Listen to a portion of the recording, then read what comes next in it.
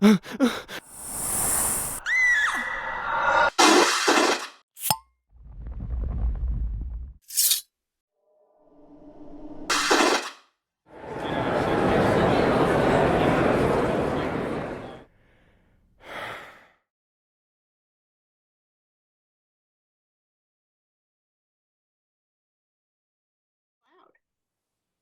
we are recording. Yep.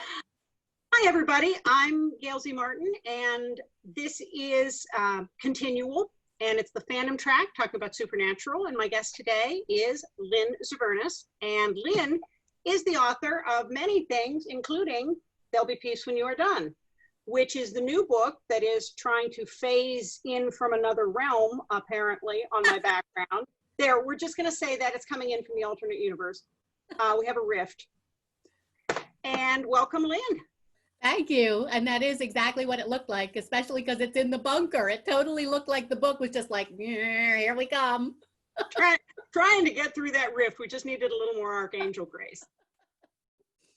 So, Lynn, you've done a number of books about Supernatural, and we'll be talking about them on some different interviews coming up. But the most recent one was Family Don't End with Blood, which is just a fantastic book, and I'm really looking forward to talking more in depth about it at a later time. But I think that's one that a lot of folks have read recently. It had all the chapters written by the different cast and crew and fans. And now we have There'll Be Peace When You Are Done, which also has chapters by the cast and crew and fans, including me. Yay, I'm thrilled. Can you tell us a little bit about how There'll Be Peace When You Are Done is similar and different from Family Don't End with Blood for folks who have read one but maybe not the other yet? Yeah, sure. I mean, the obvious similarity is that they are both books written by the cast, the crew, and the fans of Supernatural. So that's, they are probably more alike than different. That said, they are very different books. Family Don't End with Blood is sort of everybody's sort of autobiographical story of how the show and the characters and the fandom have really changed their lives. So that was really my only instruction to people when I asked people to write chapters for Family Don't End with Blood. Tell me your story about Supernatural. And I wanted them to write from the heart, so I didn't want to tell them what to write about. So they all wrote their own unique story, and obviously they all told very different stories. Rob Benedict tells the story of having a stroke at a Supernatural convention and coming this close to dying from it, and how his fellow cast members and the fandom eventually kind of saved his life. I mean, a story that only he could tell. Jared Padalecki writes about sort of the lowest time in his life when he was so depressed he didn't think he could go on, and he takes you through it moment by moment, so you feel like you're there with him. And again, how his fellow cast members and his family and the fandom sort of pulled him through. So those are super personal chapters about really how the show changed people's lives, and in those cases and in some of the fan chapter cases, saved people's lives. So yeah, that book makes everyone cry. There's no way to read that book without crying. Oh, it certainly made me cry, yeah. Yeah, I've met one person in all, I go to conventions and bring the books, and I go to book signings and to big conventions. And so I've met a lot of people who have read the book, and in all the people, thousands of people that I've met, there's just one person who I met who didn't cry. She bought the book at a convention. I said, oh, you're going to cry, have your tissues. And she came back the next day and she said, I didn't cry. And I was sort of like, oh, like my psychologist hat, came onto my head, and I was like, okay, wow, all right. But she said she felt emotional. She just didn't express it with tears. There'll Be Peace When You Are Done. People are already telling me he's making them cry too. So apparently I have a horrible talent for pulling together books that make people cry. But I think part of the reason There'll Be Peace When You Are Done is so emotional is that everybody's chapter is about the evolution of the show and how it's gone, especially in terms of things like diversity and representation, how it's moved across the 15 years that it's been on being broadcast, and how that has been meaningful to people, so people could really see themselves in the show and how it's inspired them. But every chapter also touches on the fact that the show is ending. So there's emotion around that for every single person. So I think that's probably the biggest difference, is sort of the instruction that I like, what I asked people, sort of a framework for them to write on, were a little bit different. So they both came out very emotional, but in a different way. I think when you cry over There'll Be Peace When You Are Done, you're crying really sort of good tears, remembering how wonderful and how special the show was. Whether you're an actor or a fan with a chapter, it's about what the show has meant to you, with the understanding that it is ending. Family Don't End with Blood, we didn't know. It could have gone on another 10 or 20 years at that time. So there's a different flavor, to sort of a gravity to There'll Be Peace When You Are Done, but I think it makes it even more inspiring. Yeah, I'm working my way through it, savoring it, because I just don't want it to be over. So, and I love everything I've read. And it's got that same heartfelt feeling that came through so clearly in Family Don't End with Blood, that whether it's cast or crew or fans, how much this show means in a very visceral, real way, not just, oh yeah, that's my favorite thing to tune into on Thursdays or Mondays. This show means a lot more. And that really comes through in everybody's essay, whether they were working on it or starring in it or watching from the other side of the screen and participating in the fandom. Yeah, and that is really down to everybody who contributed. I mean, again, it's really important to me that everybody's own voice and own feelings come through in their chapter. So I don't want to put words in anyone's mouth ever. So it's very, well, you know, you're a contributor. It's edited, but it's intentionally lightly edited because I wanted everyone's voice to come through. So, you know, we had very, very little time to put this book together, as you know. I mean, when I went to the publisher saying, I'd really like to do this book, but I'd like it to be published in May because that's when the show is going off the air, they laughed. They were like, that's impossible. You can't possibly put together a book like this in this ridiculous amount of time. So it was really hard to put it together in this amount of time. For the people, you know, who had to write and then go back and forth with me through multiple drafts, even with light editing, that takes a lot of time. So I'm really kind of blown away that even with that timetable, people were able to come up with things that were so heartfelt. And even like with Jensen and Jared, their chapters are kind of hybrid chapters because we sort of pulled together things that they had already talked about the show. They had already said a lot of very powerful and emotional things about the show ending. So we sort of compiled those together to include them because that's their voices too. And they kind of wanted that to be out there and be part of what people remembered. But then even they added to their chapters and have, you know, some more thoughts on there about what Sam and Dean have meant to people and what their legacy is. So, you know, and they were in the middle of filming the, like, near to the ending of the show. So, and we went back and forth through several edits with Jared and Jensen even. So the fact that they took the time to do that when things were so crazy and so busy it's just, I'm in awe of everybody who wrote a chapter. It's just that kind of show, and it's that kind of fandom. I mean, I think all along people have said this is something special. This is not your regular show or fandom or cast. This is something special. I think Jensen referred to it once as lightning in a bottle, and that's very, very true. And I think everybody has known it most if not all of the journey. So it's something people have really prized and valued and recognized, as opposed to the kind of thing you only really value in your rearview mirror. I think everyone's known it all along. Yeah, no, I agree. I mean, I was just watching the very first Paley panel that Supernatural did way back in, it was either season 1 or the beginning of season 2. I think it was season 1. It was a very long time ago.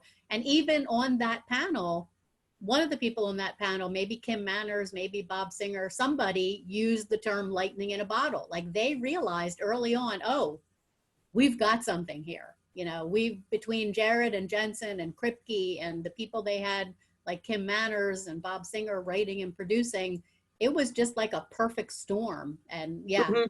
yeah, I think, and maybe even more unbelievably, that perfect storm continued to be a perfect storm and lightning in a bottle for an unprecedented amount of time. So like there has never been a show like this, just in the sense of how long it's gone on, the number of conventions that it's had, so that reciprocal relationship that has come between the fans and the actors. I mean, there's never been a show that has had this number of conventions. Oftentimes, you know, two a month, every other weekend, these guys were seeing fans and they were interacting with them face to face and getting to know them. So if they came in with negative stereotypes about fans, which I don't know if they did, I kind of feel like they didn't, because they sort of identify as Mhm. fans also. But even if they did, you can't sustain those kind of stereotypes in the face of seeing people in person, talking to them, getting to know them, seeing them as the individuals that they are. So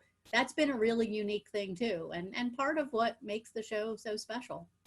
Well, that was really one of the things that hit me so hard when I went to my first convention, which was SPN Charlotte in 2018.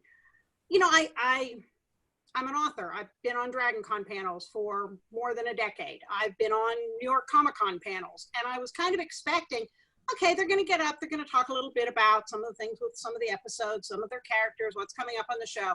And that was totally not what it was. And it was like, sometimes you get the con you need, even if it's not the con you were expecting. And I was so in awe of all of the stars, and especially Jared and Jensen, with how real they were willing to be with the audience, how candid. I mean, nobody's totally candid in a setting like that, but I've seen an awful lot of con panels with stars, and it's very, for many of them, it's very gloss. They've been coached by their PR people. They don't go off script, and there's a reason for that.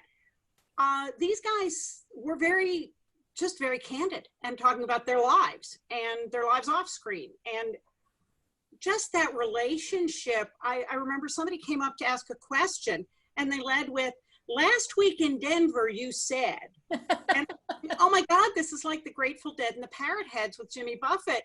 These are people who I'm envisioning this caravan of VW buses going from on to on. Yeah, no, it is. And that is really unprecedented. And I think that's why, like, when I started getting the submissions for Family Don't End with Blood from the actors, I actually called or emailed some of them and said, are you sure you really want to get like this real? I mean, this is really candid. You, like, actors very rarely tell their real stories like that. So I felt kind of protective of them, I think. But every single one of them was sort of like, well, I thought that was the point.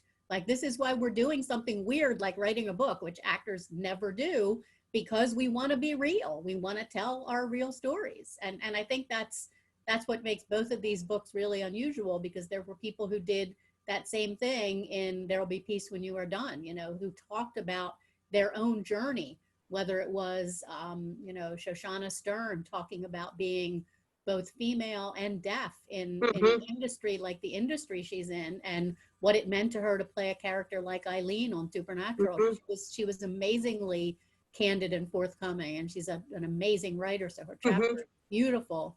But there are so many examples. You know, Dimitri talks about his journey as a trans person and how being supported by the Supernatural family and the cast, especially Misha Collins, like directly supported by Misha Collins, to the point where Misha was there with Dimitri at his binder ceremony. When he no longer needed that binder, Misha came to do that symbolic celebration with him. I mean, that's the definition of reciprocity between cast and fandom, and it doesn't usually happen. So yeah, and I think that's why the stories in these books really resonate with people, because that is an unusual thing, and because they were, both fans and cast were just willing to go there.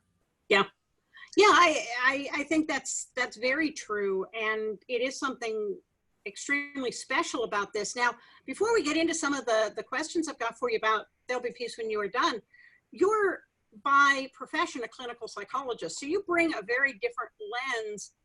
You're a very avid fan yourself, but you are also able to step back and view fandom through that lens, and you bring that to all of your books. Can you say a little bit about that, because that's such an interesting point of view? Yeah, and it hasn't been always a comfortable one either. You know, especially in the beginning, I struggled quite a bit with which hat am I wearing now, and can I ever learn to wear the two hats at the same time? Can I be a psychologist and a researcher who studies fandom as my research, and at the same time be a passionate fangirl, which is what I am in my heart? And it was a tough balance to find for a while. I think I have it now, and maybe I have it now because I've just really lost my shame completely about being a fangirl. So I don't see them as antithetical or getting in each other's way the way I did when I started this. But I think it does help a little bit in things like putting together the books, because while I certainly write my own chapter with my fangirl hat on when I'm writing about Supernatural, because I can't help it, I'm also really writing with my researcher hat on. And I can do that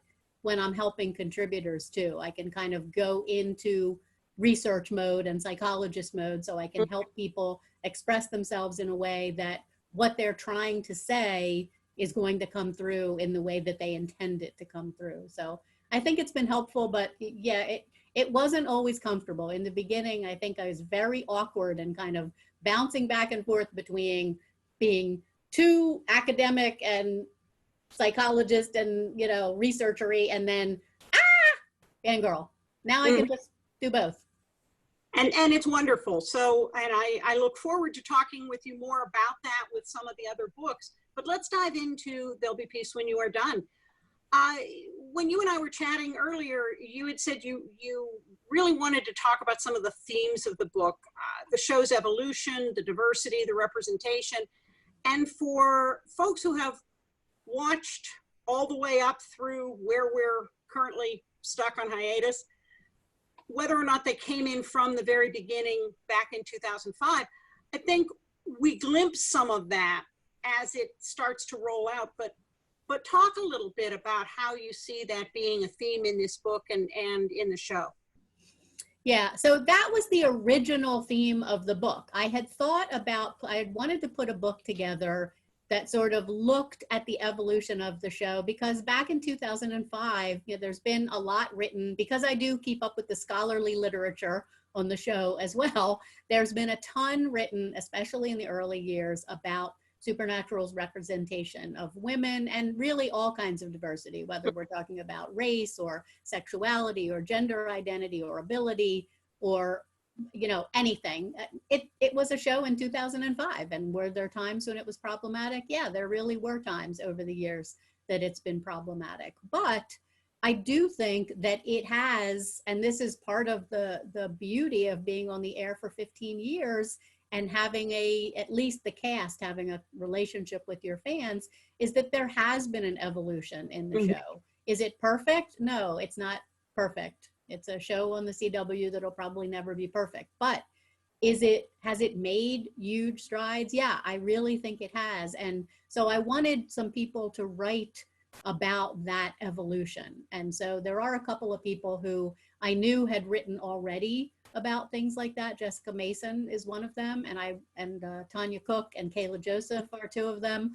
And I really wanted them to write from sort of a little more of a, not an academic chapter, but with a little more of an academic kind of lens on, and really look at the show and how it's evolved.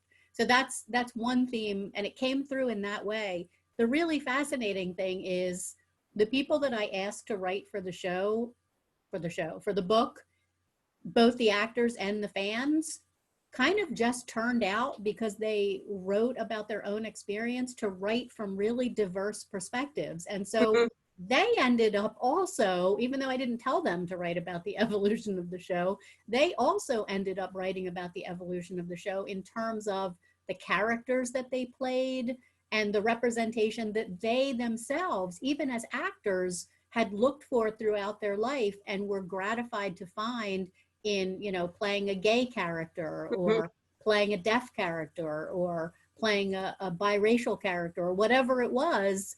They also felt that that was powerful. So the actors ended up writing about that evolution through talking about their characters, and the fans ended up writing about that evolution in terms of seeing themselves increasingly represented on the show. So I think the theme came through loud and clear, only partly because I tried to make it happen. The rest of it is because people really did write about their own experience, and media, so much of media is about being inspired by it because you find yourself in it. So people naturally wrote about representation just because it's so much a part of being human and how we figure out our own identities. So kind of a happy accident too, thanks to my awesome contributors. Well, and as you point out, the show has been on the air for 15 years, and society has changed a lot in 15 years. And there were a lot of things that are now spoken of much more openly and in much different terms now than they would have been 15 years ago, or that would have even been allowed to be written in or allowed to be broached. And I think that is definitely a strength with the show, that it's gone there. It's brought those pieces in, and it tends to bring them in very naturally, not the, oh, look at this, we're going to do this. It's just, these are the people in our world. Come meet the people in our neighborhood. Oh, look, you have a ghost problem. We showed up. It's very organic to the show, not grafted on like, oh, we're trying to be very socially conscious. Yeah, I think they've done a fabulous job with that. Partly thanks to the writing, you know, people like Robbie Thompson, who wrote Eileen and Charlie. You know, when you have a writer like Robbie Thompson who can write such nuanced characters and such richly depicted characters, everything does happen very organically. And I think it's also due, you know, sometimes I forget because I'm not in film or television. So I'm used to talking about writers because I write myself, so I understand that process. I'm not a filmmaker. I have friends who are filmmakers and I've watched them work, but I'm not a filmmaker. So sometimes I forget to give credit to people like directors. And one of the things that I think is interesting that comes out in the book, there's 2 chapters written by Hugo Ateo and Lee Rumer, who fandom knows as the Hunter husbands in the episode The Chitters. And I had gotten to know them a little bit, and I love that chapter. And I had gotten to know the director too, Eduardo. And so it was interesting to me, they both wrote chapters about that episode and what it meant to them. One of them is gay, one of them is straight.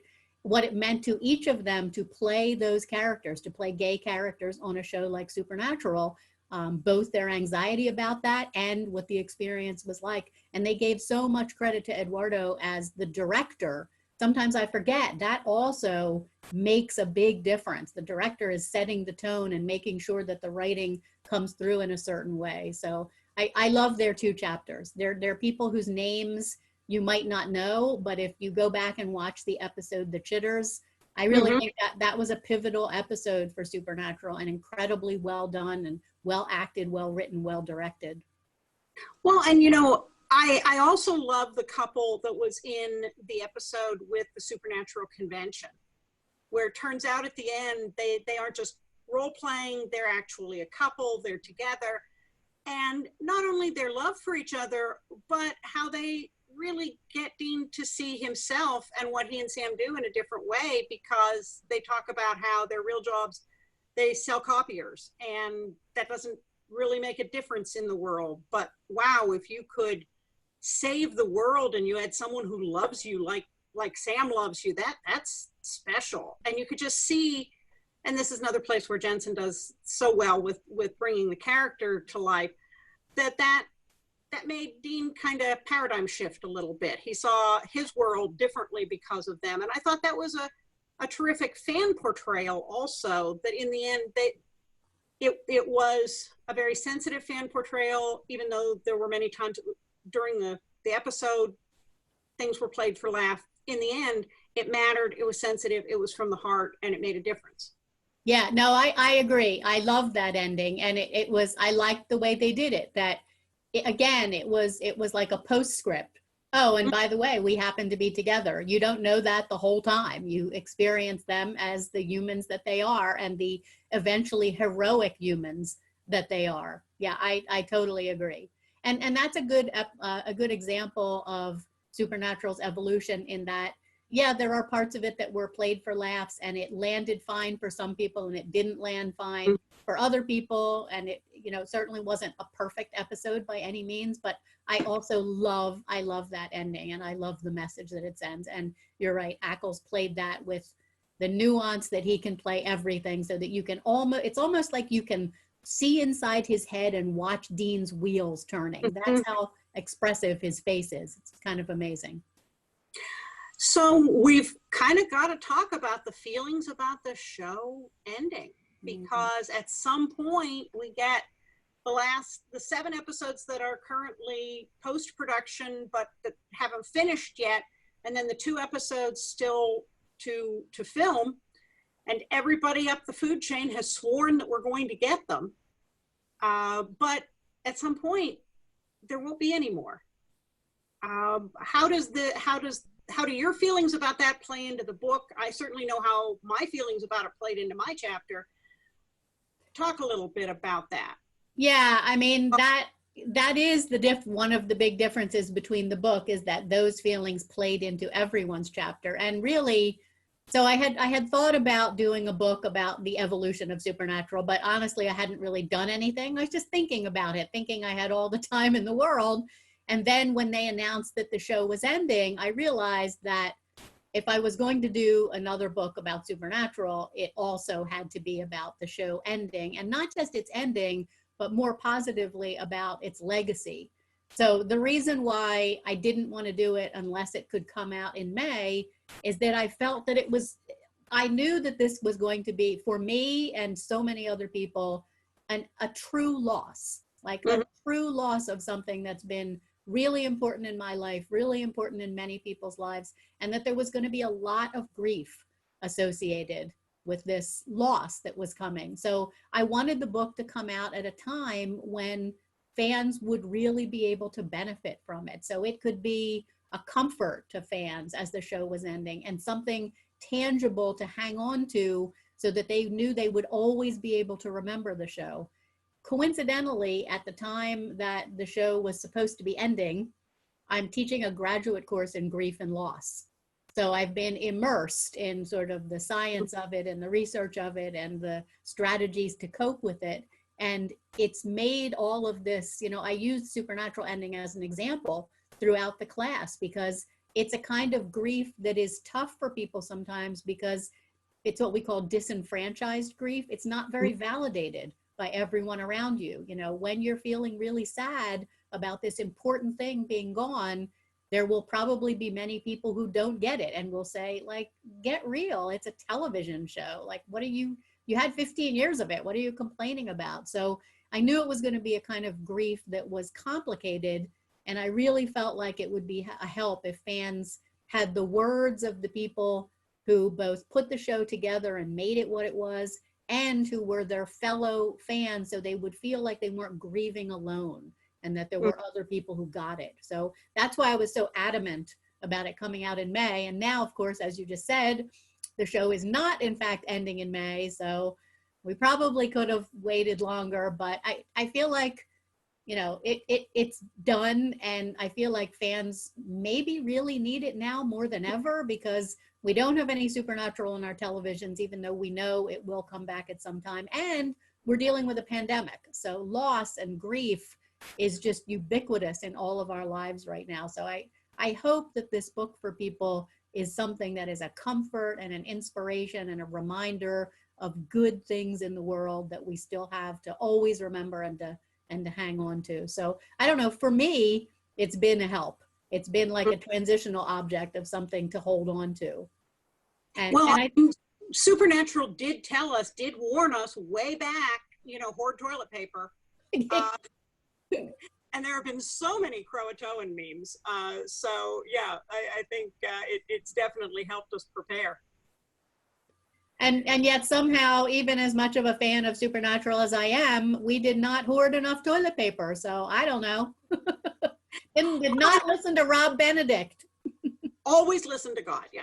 Yeah. I think you're definitely on something there about the grief, because and book readers, I think, accept this maybe as reality, even maybe more than it comes up a lot with TV and movie franchises, because there are, if you say to an avid book reader, you know, what is the last fictional character whose death you mourned? They will tell you right out. Or the sense of loss when you finish a book that really enveloped you, or a series like Harry Potter. You know, when you realize there's not going to be another Harry Potter book in the same way. For people who mark their growing up years with a new book every year, that's a loss. And I know I said to Mercedes Lackey, who's one of my favorite authors, I said, you know, it's been decades since I read The Last Herald Mage, and I still grieve Vanya Lashkabran. And she said, so do I. So these people are real to us, and it may not get talked about as much with TV, but it's just as real.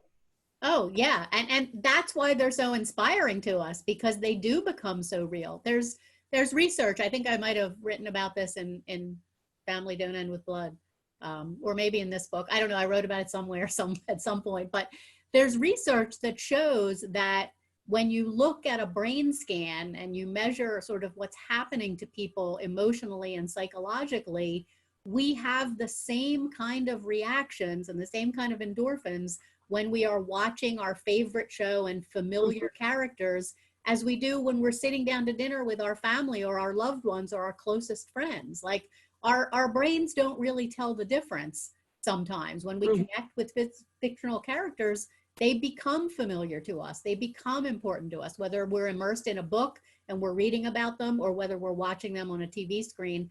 And a show that's been on and been a constant in people's lives for 15 years, that is a huge amount of familiarity. So these characters are very real and very important to a lot of people. So this really is a significant loss.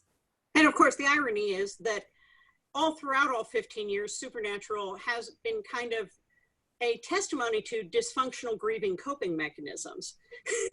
That's so true. That's so ironic. And yet, I mean, Sam and Dean and Castiel too has had his own journey around grieving. As a matter of fact, it's not as overt as Sam and Dean's, but it's there definitely.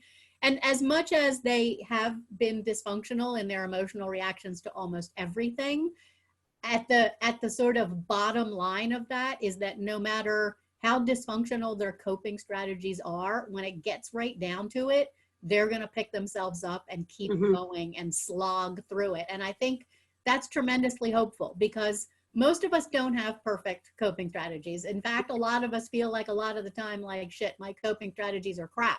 I don't know how to do this. But you can still look at Sam and Dean and Cass and the fact that they keep on going. It's no coincidence, I don't think, that always keep fighting kind of became the mantra of not just Jared, who, you know, was the first to really talk about it, but of the whole fandom, because it fits the show as well. And people have to do that when they have a lot of loss. You got to keep fighting your way through it to adapt to it and to come out on the other end.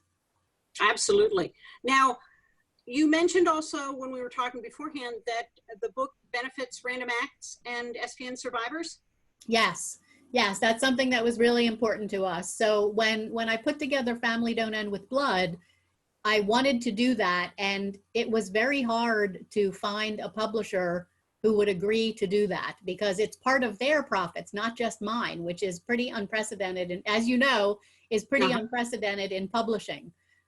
So when I found the publisher for Family Don't End with Blood, I was so excited that they would do that. So I purposely went back to the same publisher for There'll Be Peace When You Are Done, because I knew that was the only chance that I had of being able to do it again. I mean, if this book is going to be the book that's kind of a way of remembering Supernatural and doing good in the world by giving comfort and inspiration to fans, I also wanted it to do good in the world through a couple of organizations who came literally out of the show and the fandom and have done such incredible things. I mean, Random Acts has just done unbelievable things worldwide, little immediate things that make a difference just like that, big things that make a difference in the scheme of things. And then SPN Survivors is literally, it's right in the title, came out of the fandom, and it's done some amazing work on suicide prevention. They go into schools. Attitudes in Reverse is the one that Family Don't End with Blood benefit, also suicide prevention. They do amazing work getting the word out there that if people are feeling like they can't keep fighting, it's okay to talk about it and then to go get the help that you need to get through it. So I'm very excited that the book, every copy, will also benefit Random Acts and SPN Survivors.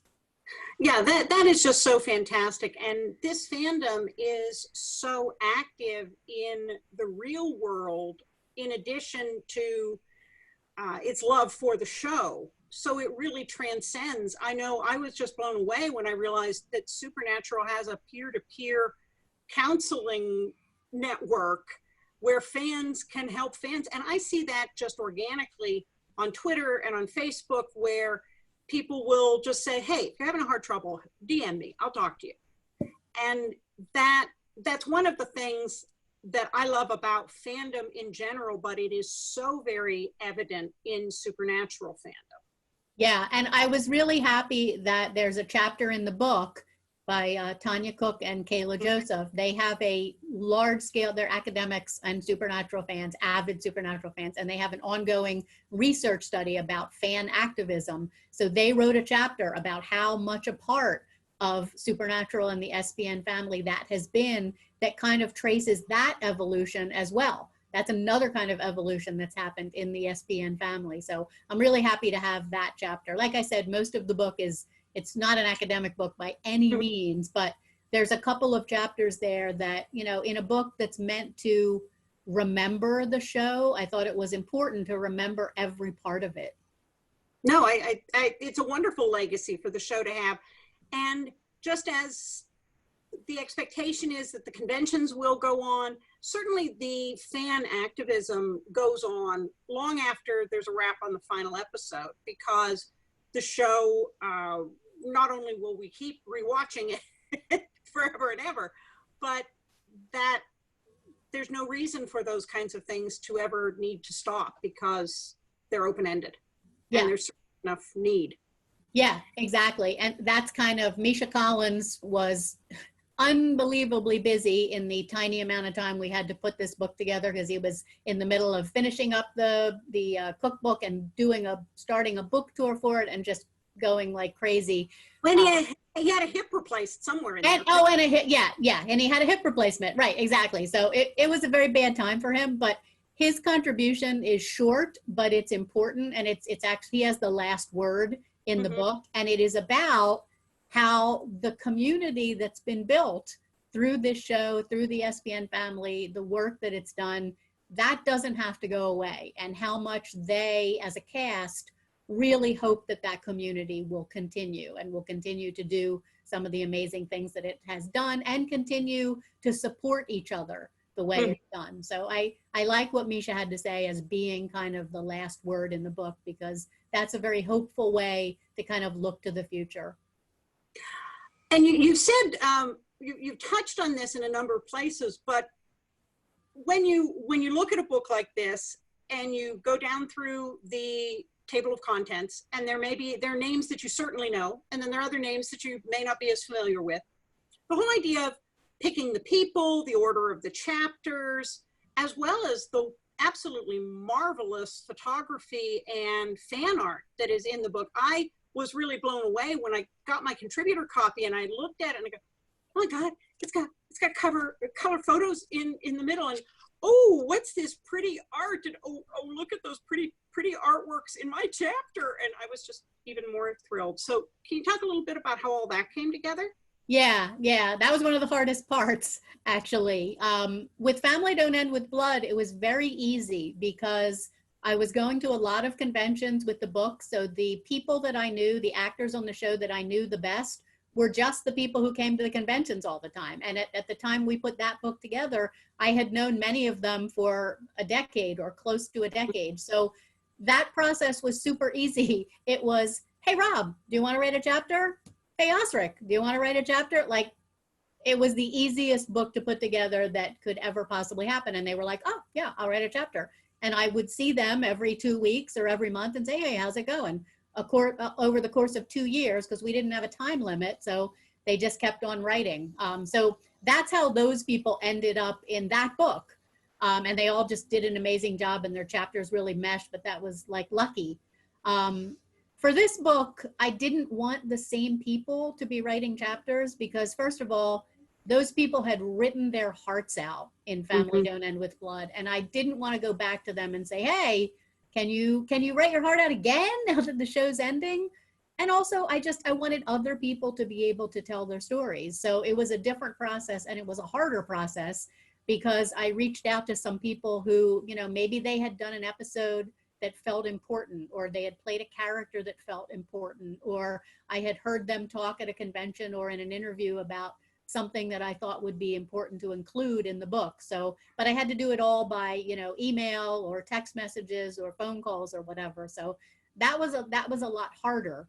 And then there were more of them. So I think there's twice as many chapters in There'll Be Peace When You Are Done as are in Family Don't End with Blood. So figuring out kind of what the themes were that came through and how it made sense to put those chapters together was a lot harder just because there were more people. But I think it worked. I think that the themes actually come out. I think it hangs together. The people who have chapters near to other chapters, it makes sense why they do. And then one of the things that, again, I love about this publisher is in the first book, I said to them, hey, I'd really love to have some color photos. You know, this is a fandom that loves its cast. It's a cast that, not to be objectifying, but is gorgeous beyond belief. Can we have some photos? And they were, you know, this is a paperback, inexpensive book. They were like, no, we don't do that. Like, no, you could have a few black and white if you want. But I was like, well, that's not really going to do this justice. And then after I made my case, about a week later, I get an email saying, yeah, we think maybe we can pull off like a little color section. And I think my email back just said, oh, you watched the show, because as soon as they saw the people who were going to be writing the chapters, they realized, oh, this would be nice. So I knew that they would be able to do it again. And I was so pleased that this time we were also able to bring in some fandom artists who, you know, anybody who's in this fandom knows our photographers and our artists in this fandom are beyond belief. I mean, the talent is just incredible. So I wanted the book to be as visually stunning as Supernatural itself is visually stunning. And I think,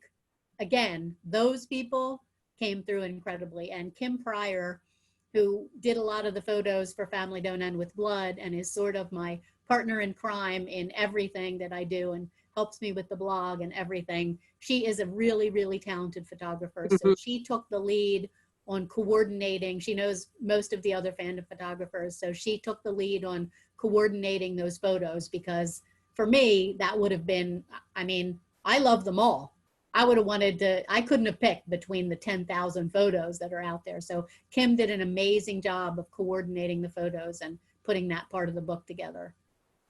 No, it's just such a wonderful extra in the book, and it fits so well. And I know I was just thrilled when you had asked me to write some thoughts about what Supernatural has meant to me in my life and professionally. And of course, it opened up a whole different genre of writing for me, which has just opened up other doors and been tremendously satisfying.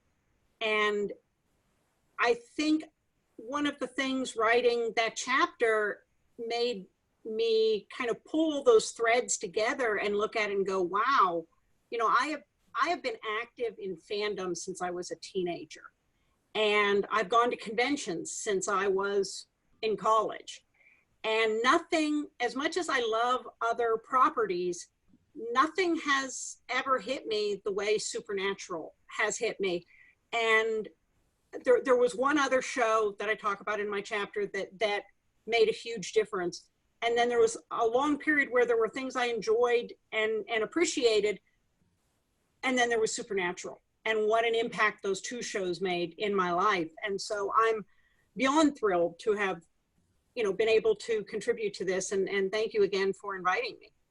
I love your chapter because it's so relatable, because that's so many people's experience. There are so many people who maybe you've been fanish for a long time, maybe not, but this is sort of qualitatively a different experience. And it's so powerful that it does translate. It's not just your fanish life. It also influences, for so many of us, our professional lives and our friend group. And, I've traveled the world because of this show. You've traveled all over. I mean, there's just so much that has changed because of this show. So, and of course, I selfishly wanted you to write a chapter just because I love your writing and you're a great writer, which makes my job really easy.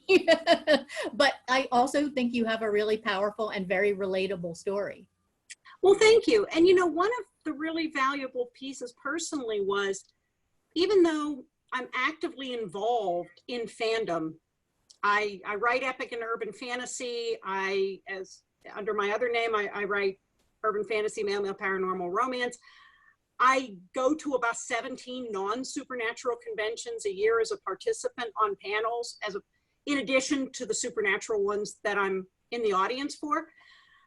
And I love fandom, but it had been a very long time since I had fangirled over something. And there's a difference. There's the, oh yeah, I want to see that movie when it comes out. And then there's this lights me up on the inside in ways that are difficult to express unless it lights you up in the same way. The light in me sees the light in you, and nothing had done that for me as much as I loved some of the major shows and franchises until Supernatural. And re-experiencing that and having that incandescence again just has been such a marvelous gift from this show. Even though I came late to the party, that alone is so transformative, because it wakes you up in a different way. And I do words for a living, and it's still hard to wrap the words around that unless it's also done it for you, and then you get it. Yeah, totally. And that's my experience too. I have loved a lot of shows, but not in the way that I love Supernatural, in that it did. I mean, I hate to say it in a stereotypical way, but it sparked that joy, and it has continued to spark that joy for 15 years, which is insane. But so many people, whether you came to it early or late, eventually when you do come to it, everybody feels that kind of life-changing spark, and you understand exactly what somebody else is talking about when they are saying that. Absolutely. Well, Lynn, we're really at the end of our time for this particular topic, but we'll be back talking about some of the other books and topics, and I look forward to that because it's always fun getting a chance to talk with you. So thank you so much for taking the time to be with me. And okay, here we open up the rift again to plug the book and get it to show up. There we are, through the rift. Here, I'll try it too, because I don't have a rift. There you go, much better. See, that works. Here it is without the rift, Jessica. It's talk about beautiful art. And the woman, Chris Griffin, who did the cover and the cover of Family Known and Its Blood, also a supernatural fan. So all fan artists and fan photographers in the book. And that comes out May 5th. It's available for pre-order. It'll be up on Amazon, after it comes out. So it's very easy to get. And so, yeah, go grab it because it's worth reading. Thank you so much, Lynn. And we will be talking to you again soon. But in the meantime, congratulations on the launch of the book. And we'll be seeing each other again for some of the other book launch pieces, but congratulations, because it's a milestone book. Thank you. Thank you for having me. And I look forward to our later chats too. Absolutely. Take care. You too.